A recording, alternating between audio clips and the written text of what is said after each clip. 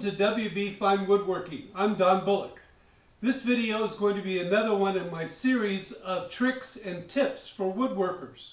In this video, I'll share with you a trick that I use to lay out some screws in the legs of an outfeed table I'm making.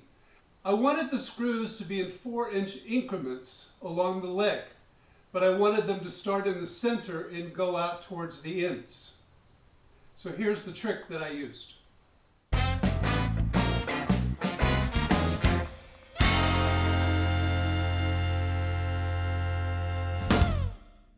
I'm making legs for an outfeed table based on the design of the one pictured here. It can be found on the Woodwhisperer's website. I've included links to his videos in the description below. The legs for this project are a very simple design.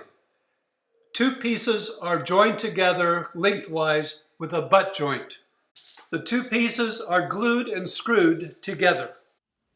Since I wanted the screws to go out in even increments from the center of each leg, I set the 0 mark of my longest centering rule on the center of each of the legs. As can be seen here, my ruler was too short.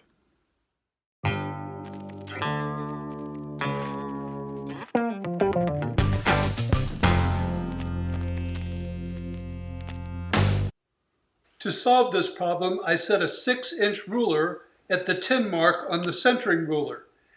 This gave me the extra length that I needed. This trick can be used anytime a ruler is too short for a measurement.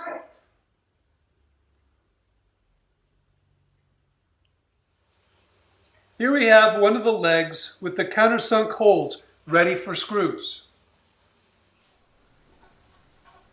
As you can see, I was successful with the trick. I now have all the screws put in and dowels to cover them up.